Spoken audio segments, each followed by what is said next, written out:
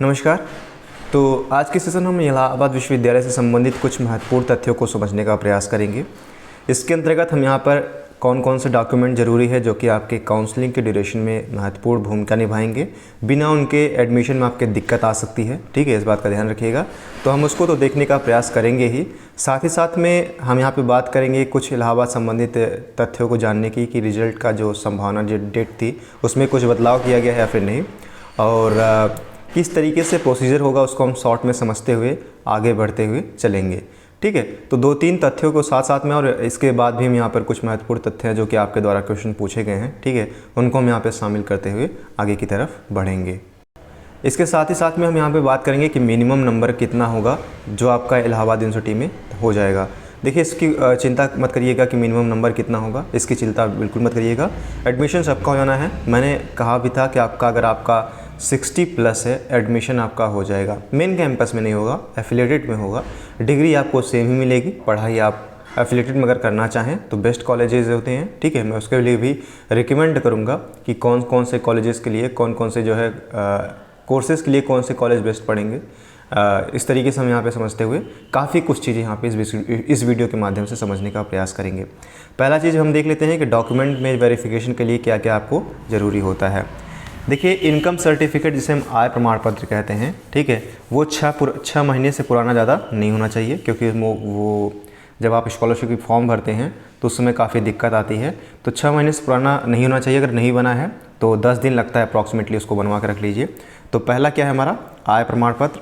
इसके बाद दूसरा क्या है हमारा, माफ़ कीजिएगा, पहला तुम्हारा आय हो गया। दूसरा क्या हो जाएगा, दूसरा है जाति, जिसे हम कास्ट सर्टिफिकेट कहते हैं। जाति प्रमाण पत्र सिर्फ उन्हीं के लिए वैलिड होगा जो ओबीसी कैटेगरी के हैं या फिर एससी एसटी कैटेगरी के बिलोंग करते हैं। ठीक, जनरल के लिए ये जो है वो नहीं है, ठीक है, मैंडेटरी नहीं है। आप नहीं लाने, आपका नहीं लगेगा, ठीक है, जनरल वालों का नहीं लगेगा। अगर आपने ईडब्ल्यूएस कैटेगरी कोटा बनवा रखा है, अगर आप उसका फ़ायदा लेना चाहते हैं तो उसको देख लीजिएगा, ठीक है। अगर उसमें कोई गलती हो तो संशोधन करवा लीजिएगा। ईडब्ल्यूएस का यहाँ पे कोटा का लगेगा सर्टिफिकेट। अगर आप एक्स्ट्रा बेनिफिट्स या फिर रिजर्व लेना चाहते हैं, रिजर्वेशन लेना चाहते हैं, तो उसके लिए आपका जो सर्टिफिकेट होगा वो तो अनिवार्य होगा ही। साथ में निवास प्रमाण पत्र भी अपने साथ में रखिएगा, ठीक है। ये 3 चीज़ें तो आपको अपने पास रखनी है। साथ में 12th की मार्कशीट जो है उसको अपने साथ रखना है, और साथ में टीसी भी अपने साथ रखना है। 12th की मार्कशीट प्लस टीसी। अगर इसमें कोई गलती है, जैसे कई बार क्या जाता है कि मार्कशीट में कुछ और नाम हो गया, टीसी में कुछ और नाम हो गया, तो इसको संशोधित करवा लीजिएगा अपने स्कूल से जा करके, नहीं तो बहुत दिक्कत आ जाएगी आपके ग्रेजुएशन के डिग्री में। तब क्या करेंगे आप, तब फिर आपको डबल दौड़ना पड़ेगा। फिर आप टीसी सही करवाएंगे, फिर टीसी के माध्यम से यूनिवर्सिटी दौड़ेंगे, फिर कई महीने लग जाएंगे और बड़ी दिक्कत होती है, ठीक है। हम लोगों ने यहाँ पे रह कर देख लिया है, हमारा ग्रेजुएशन जब कंप्लीट हो गया है तो उसमें एक माइन्यूट गलती भी कई बार आपको कई दिनों तक, कई महीनों तक, कई सालों तक यहाँ पे दौड़ा, इवन सालों तक दौड़ा सकती है, ठीक है, अगर आपकी गलती हो गई। क्योंकि इसमें थोड़ा सा आपको पता होगा कि थोड़ा सा इस मामले में यूनिवर्सिटी थोड़ी सी लो चलती है, धीरे चलती है, ठीक है। इनकी गति भी काफ़ी धीमी है, इस वजह से मैं यहाँ पे रिकमेंड करूँगा। और साथ में थोड़ी सी इस चीज़ को यहाँ पे आप ध्यान रखिएगा कि आय, जात और निवास आपको रखना ही है। साथ में 12th की मार्कशीट जो है आपको रखनी है, ठीक है, और टीसी भी आपको यहाँ पर रखनी है। ये मेनली चीज़ें हैं।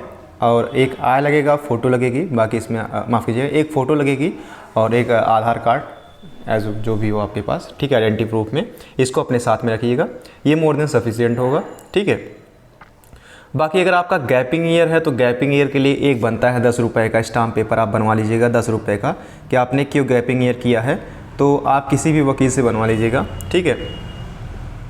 उसमें आपको कारण लिखना होता है कि आपने क्यों गैप किया है, तो उसमें आप लिख दीजिएगा कि बीमारी की वजह से या फिर कहीं बाहर हो चले गए थे, किसी भी वजह से 10 रुपये का स्टाम्प पेपर अगर आपका गैप ईयर है। गैप ईयर मतलब इन द सेंस कि जैसे आपने 12वीं जो है 2018 में किया है, फिर 2019 में आपने कुछ नहीं किया, फिर 2020 में आपने पेपर डाला, इस तरीके से 1 साल का आपका गैप है, तो उसके लिए 10 रुपये का सर्टिफिकेट लगेगा, ठीक है। 10 रुपये का जो स्टाम्प पेपर होता है उसी पे लिखवा लीजिएगा, बाकी आप उसके पास अपने पास रख लीजिएगा। ये हो गया हमारा जो है डॉक्यूमेंट के संबंधित। कुछ चीज़ों का ध्यान रखिएगा, आय 6 महीने ज़्यादा पुरानी नहीं होनी चाहिए। अगर सेंट्रल ऑथराइज्ड है तो ज़्यादा अच्छा है, ठीक है। बाकी अगर कोई दिक्कत वाली बात नहीं, स्टेट ऑथराइज्ड भी है तो भी कोई दिक्कत वाली बात नहीं है। ये जो आपके डॉक्यूमेंट है, ये चीज़ें हो गई हमारे डॉक्यूमेंट से संबंधित चीज़ें। अब हम बात करते हैं कि यहाँ पर कई बार क्या कन्फ्यूजन होता है कि हमें मान लीजिए कि हमें मेन कैंपस में कितना नंबर चाहिए और हमें साथ ही साथ में अगर हॉस्टल चाहिए होगा तो किस लिए कौन सी फैसिलिटी हमें क्या क्या करना होगा, उसके लिए अगर बात किया जाए, देखिए मेन कैंपस की कट ऑफ जो है वो हाई तो जाती है और अधिकतर स्टूडेंट का जो है ख्वाब होता है कि इलाहाबाद यूनिवर्सिटी में पढ़ना, मतलब कि मेन कैंपस में ही पढ़ना। ठीक है, सारे लड़कों की जो है, सारे बच्चे या फिर सारे बच्चों की जो ये एक अंदर से होती है फीलिंग्स कि हाँ मुझे तो यहीं पढ़ना है, तो मेन कैंपस को वो इमेजिन करके चलते हैं। इसकी कट ऑफ हाई जाती है, कोई दिक्कत वाली बात नहीं है। मान लीजिएगा आपका एफिलिएटेड कॉलेज में हो जाता है, फिर भी आप एलिजिबल हैं, एलिजिबल इन द सेंस कि आप मेन कैंपस में क्लास कर सकते हैं, मेन कैंपस वाली लाइफ जी सकते हैं, आपको कोई नहीं रोकेगा। ठीक है, पढ़ाई से वैसे भी कोई नहीं रोकता है, आप जा सकते हैं, गार्ड भी आपको कोई नहीं रोकेगा। अगर आपके पास बैग है, वैसे भी आप घूमने टहलने जा रहे हैं तो जाते रहते हैं। ठीक है, सारे दोस्त मिलकर जाते हैं 8-10 लोग, कोई नहीं कुछ नहीं रोकेगा। ठीक है, बस इस बात का ध्यान रखिएगा कि लड़ाई झगड़े थोड़ा सा बचिएगा, क्योंकि उस समय तब आपकी आइडेंटिटी कार्ड से जो चेक होगी कि यहाँ पे आप क्या करने आए हैं, किस तरीके से आए हैं, अराजकता फैला रहे हैं, तो इस चीज़ से थोड़ा बचिएगा। बाकी आपको कोई कहीं भी किसी भी डिपार्टमेंट में, किसी भी क्लासरूम में, कहीं भी किसी भी कोने में नहीं रोका जाएगा। हाँ, आपको लाइब्रेरी में नहीं जाने दिया जाएगा, उसके लिए जो है आपकी आइडेंटिटी कार्ड चेक होता है। लेकिन क्या होता था, कई बार हम दोस्त आपस में ही हम अपनी आइडेंटिटी कार्ड दूसरे दोस्त को देते थे, दूसरा आइडेंटिटी कार्ड हमको दे देता था, तो आपस में मैनेज होकर चला जाता था। ठीक है, वो आइडेंटिटी कार्ड देखते थे, मिलान नहीं करते थे चेहरा का। हाँ, ये ऐसा होना चाहिए कि आप बॉयज़ हैं तो बॉयज़ का ही आइडेंटिटी कार्ड लीजिएगा, ऐसा नहीं कि लड़की का किसी गर्ल्स का लेकर आप घुस रहे हैं तो वो कंफ्यूज हो जाएंगे। इस बात का आप विशेष तौर पर ध्यान रखिएगा। ठीक है, तो ये चीज़ें हो गई आपके आइडेंटिटी कार्ड से संबंधित जो भी था। बस आप लाइब्रेरी में जाने के लिए एलिजिबल नहीं है। बाकी अगर आपके पास दोस्त हैं, ठीक है, दोस्त तो बन ही जाएंगे, 1 महीने में 2 महीने में आप इलाहाबाद यूनिवर्सिटी जाते हैं, तो उसमें भी कोई दिक्कत आने वाली बात नहीं है। बाकी अगर आपको कोई कन्फ्यूज़न है तो मैंने SSL, ठीक है, और तमाम प्रकार के जो हॉस्टल्स हैं और मेन कैंपस के जो स्टूडेंट्स हैं, साथ ही साथ में जो एफिलिएटेड स्टूडेंट्स हैं, ठीक है, उनके व्लॉग बना रखे हैं। ठीक है, उन्होंने समझा रखा है किस तरीके से आप वहाँ पे जाइए, किस तरीके से पढ़ाई होती है, किस तरीके से आपको जो है करना चाहिए। ठीक है, तो वो सारी चीज़ें उन्होंने एक्सप्लेन कर रखी, तो उसको लिए आप चिंता मत कीजिएगा कि किस तरीके से क्या करें, क्या क्या सारी चीज़ें हमने एक्सप्लेन कर रखी है।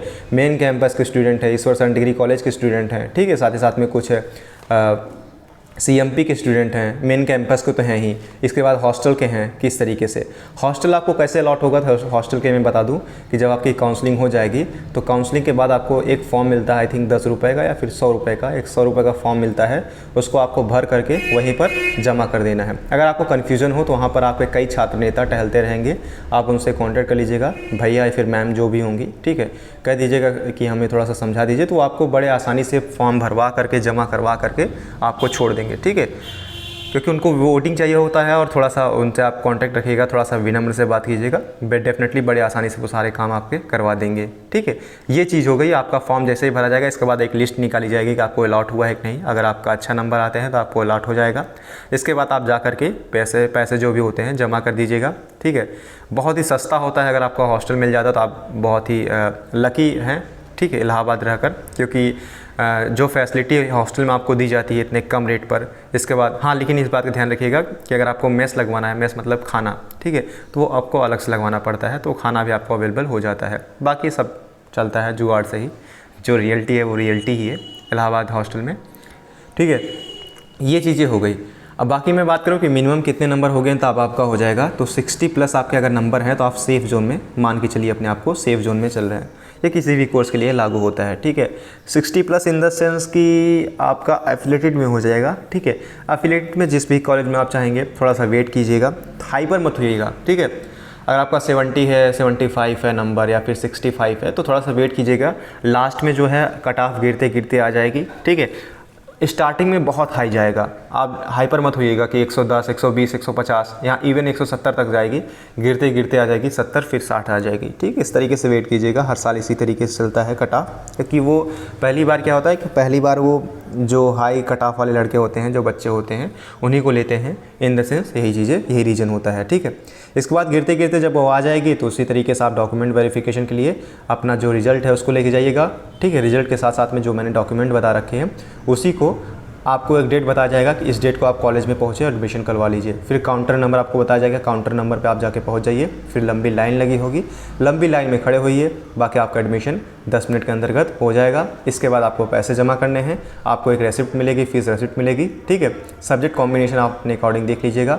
अगर आप ज्योग्राफी लेते हैं 6000 देना पड़ेगा। बाकी अगर आप अदर 3 सब्जेक्ट कॉम्बिनेशन लेते हैं 3 आई थिंक 1700 रुपये लगता है, 1760 रुपये। ठीक, इस तरीके से आप यहाँ पे देख सकते हैं। अगर आपका एफिलेटेड में होता है 1760 रुपये लगते हैं, अगर आपका मेन कैंपस में होता तो 900 रुपये कुछ लगते हैं, यानी 1000 के अप्रॉक्सीमेटली लगते हैं। ठीक है, इस तरीके से आप यहाँ पर देख सकते हैं 1760 रुपये किसमें लगेंगे एफिलेटेड में, और मेन कैंपस में 900 कुछ लगते हैं, यानी 1000 के अप्रॉक्सीमेटली आपके यहाँ पे फीस लगती है।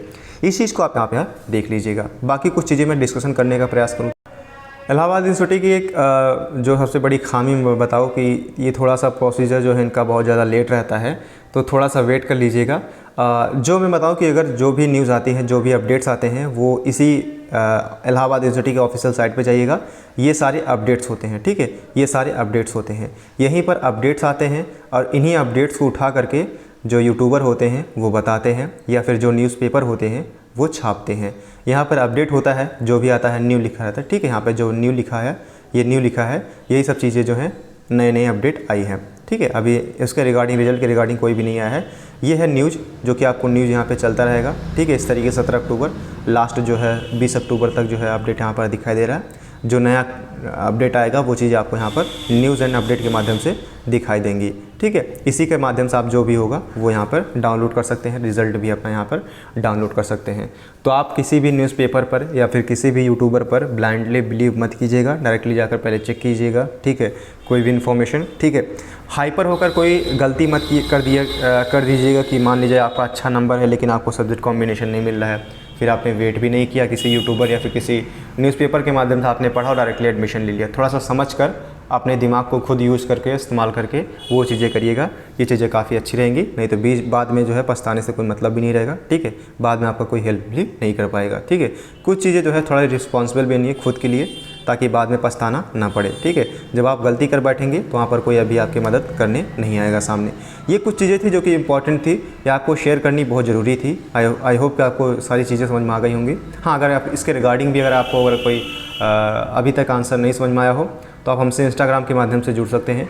जो भी आपकी क्वेरीज़ हैं उसके माध्यम से पूछ सकते हैं। थोड़ा सा लेट रिप्लाई मिलेगा, मैं डेफिनेटली जो बातें वो बता रहा हूँ खुल के। बाकी मैं कोशिश करूँगा कि रिप्लाई आप सभी को दूँ।